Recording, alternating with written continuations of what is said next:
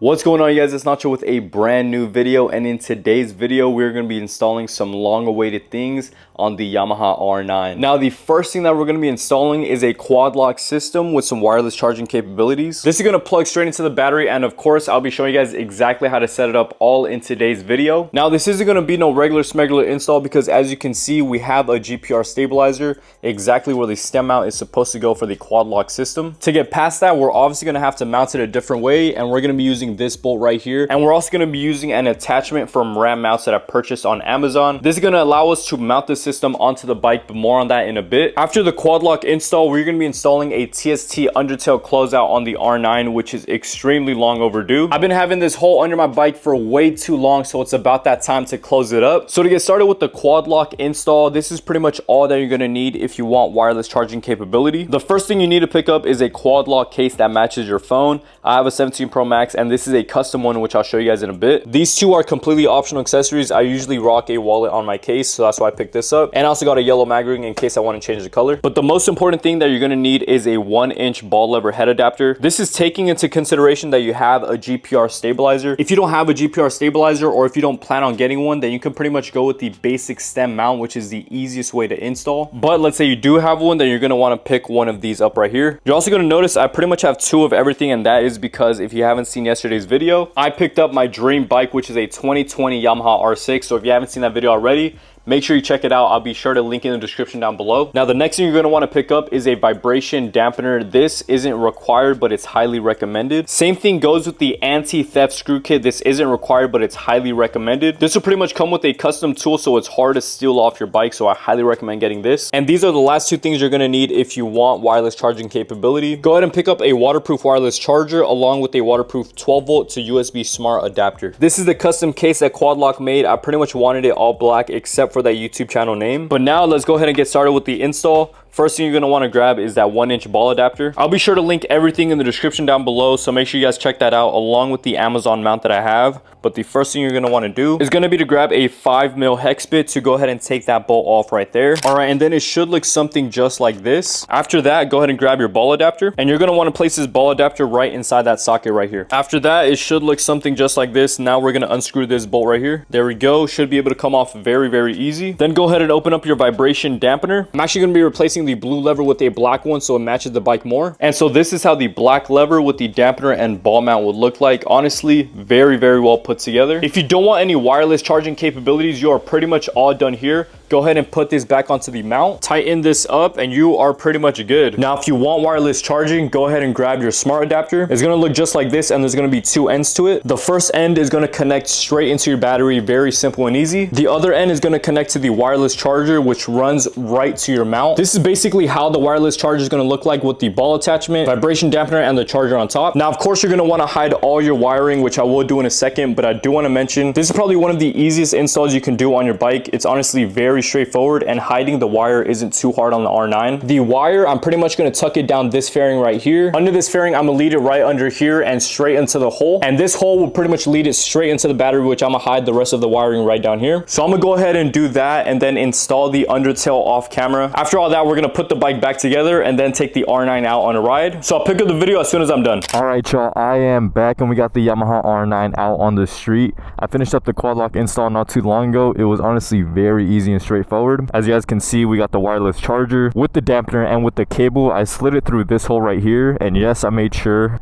I can turn the handlebars both ways and it won't affect it at all. After I pass it through that hole, I slid it down the side right here, zip tied it once here, passed the cable right under this fairing right here. It was able to tuck behind this part right here, and of course there's a little hole right here. And then I basically hit all the wiring under the seat. The wiring was honestly one of the easiest parts. It did not take much effort at all. So if you want to charge your phone while riding, I would highly recommend to do this. One thing I did forget to mention is that most of the time I'm gonna keep it sideways because that's how I'm gonna use my navigation. But if you really wanted to, you can keep it upright just like this. Just keep in mind, if you have a stabilizer, it'll block it during that ride. But honestly, it's not too bad of a view. You just can't really see how fast you're going. But for me personally, I'm gonna keep it sideways.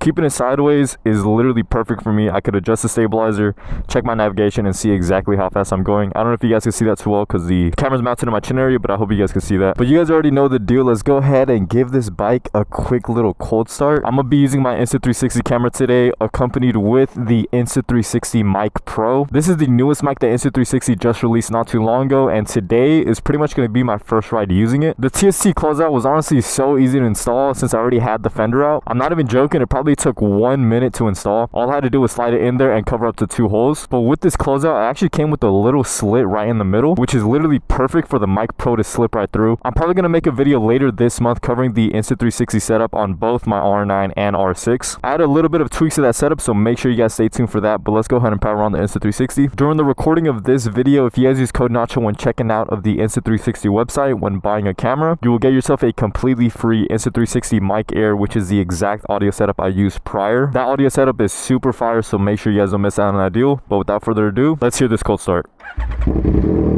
Oh yeah. Oh, one more thing that I forgot to mention about the quad lock setup. I can't show you guys right now because the key's in there, but on the little smart adapter that you guys get with the quad lock system, make sure you toggle that onto auto. That is probably the best mode to have it set to because it automatically shuts on or off the charging capability so that your battery doesn't drain. So just make sure you guys have that on auto. But other than that, I'm not gonna lie, the R9 build is slowly getting there, slowly but surely. The only thing that I'm truly waiting for is a company to come out with a fairing kit. That is literally something that I've always wanted to do on this bike, and I feel like that's the only thing that's really missing. But other than that, if you guys watched my last video, I mentioned how I have a huge mod coming in, and it actually came in today. That mod that I'm going to be installing on the R9 is going to come out in the next video, so make sure you guys stay tuned. I'm honestly so excited to install it on the bike because I believe I will be the first R9 owner to do so. It was a custom mod made for me, and I'm sure it'll be going out to the public very, very soon, so just make sure you guys don't miss out on that video. Let me know in the comments down below what you guys think it is. Just to give you guys a little hint, if we cut the bike in half, the mod is going to go on the front end. For those of you who follow my Instagram, I posted on my story once, so you probably know what it is. But without further ado, let's go ahead and finally hit the road.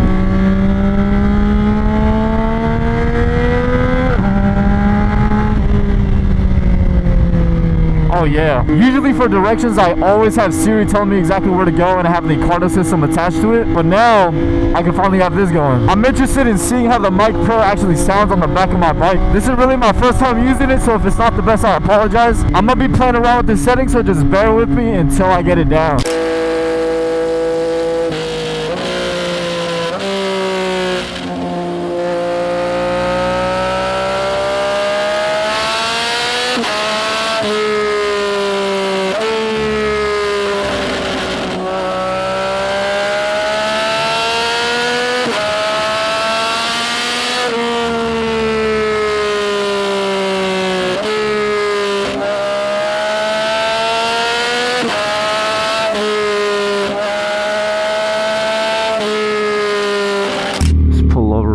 Damn, someone burned the f out there. Anyways, it is a nice ass day out today. While we're pulled over, I actually want to answer a couple questions that I get in my DMs very frequently, and it has to do with my side bag. A lot of you guys ask what I keep in my side bag and where I got my side bag from, so I figured let me actually answer that in today's video. First thing where I got it, I'm not even gonna lie to you guys, I got this off of Temu a very long time ago when I had my R3. I actually did a brand deal for Temu, and it was for like 2 videos. This was like 2 years ago when I first started my bike account on Instagram, and Temu offered to send a couple items over to me. One of the items was this. I forgot what the other item was, but this was honestly a really good side bag. Now, I'm sure you could find something very similar to this on Amazon because I don't think they sell this anymore. Now, that answers that. And as far as what I keep in this bag, let me go ahead and show you guys. The very first pocket on top used to be where my phone is, but now since I have it on the quad lock, I have my Insta360 X5 utility fast charging case. This is basically for whenever my camera runs out of battery, I can change them out with this. Or even better, let's say my phone runs out of battery, this can actually turn into a portable. It comes with a wire right here. Go ahead and pop that open, and you could connect it straight into your phone. If these batteries have any charge in it, it'll pretty much charge your phone, which is super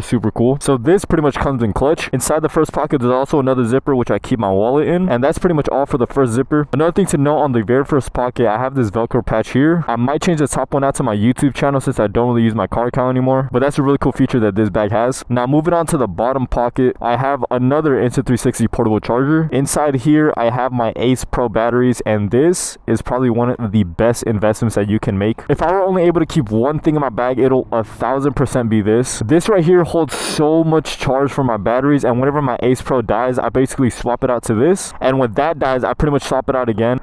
I don't know how it's possible. My battery literally just died as I was saying that. But this is a perfect example. Now that this is a dead battery, go ahead and plug it in, close it up, and in about 30-40 minutes, by the time that the current one runs out, I can swap it and it'll be full charge. So this is a very, very good investment. Now in the big pocket, I actually carry a portable air pump, which happens to be the sponsor of today's video. Huge shout out to ASMAX for sending this product out to me a couple months back just to demo. And because of how much I actually enjoy it, I actually keep it with me on every single ride. Actually, while we're here, let me go ahead and show you guys how easy it is to use this product. First thing you're going to want to do is locate your valve stem on your tire. In my case, it is right here. Go ahead and take the air pump and plug it in. Now after that, it's going to give you a reading of your tire, which my current tire is at 33 psi. Let's say I want it to 34. All you're going to do is click the plus. After you click that power button, it'll start filling up your tire and automatically shut off. So let me go and show you guys how that looks.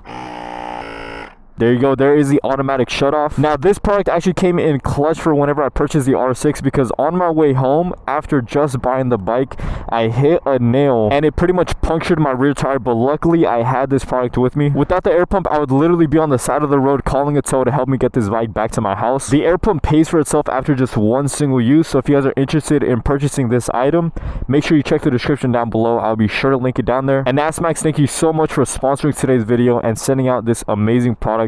Now without further ado, let's go and get back into the video. Alright y'all, so I kind of want your guys' opinion on what to do with the R9, not in terms of selling it, but in terms of the next steps of the build. I really don't know what else to do other than a couple that I can name off my head, such as some rear sets. Other than that, earlier in the video I mentioned how I wanted a new fairing kit, but right now there's none on the market. This is oh shit, we got a biker coming through. But yeah, as I was saying, that's kind of the reason why I wanted to buy a second bike, which is a 2020 R6. There's still a lot of things I want to do to the R9, but it's just not out on the market yet because of how new the bike is. But now with that 2020 R6, it's been out for already 6 years now, and there's a whole bunch of things that I can picture myself doing. And as of right now, there's 3 mods in the garage waiting to be installed, and an additional 2 to 3 things on the way just for that bike alone. And whenever I finish up those mods, there's still a ton of other things you could do to the R6, so I can always change things up with that. But now I want to ask you guys, for the R9, let me know in the comments down below what else you guys want to see done to this bike. I will be reading all the comments down below, so make sure you guys share your opinion. And once again, stay tuned for the next video coming out on the R9. The next video is probably going to be one of the funnest videos that I'll shoot. It is definitely going to change the look of the R9, and I can't wait to start filming that video. I think I'm going to start filming it tomorrow, so it'll be out hopefully within 3 days. I'm a little busy in the upcoming days, but I'm going to try to finish editing that video as soon as possible for you guys. But other than that, I think that's pretty much it for today's video. I'm sorry for the short video, you guys. We did get a lot done today. We installed the quad lock system, and a lot of you guys have been asking how to install it with the GPR stabilizer. So I hope that I helped a couple people out there who are curious if it is possible, and yes, it is very much possible. If you guys have more questions on that install, please feel free to ask me. But one thing I do want to say,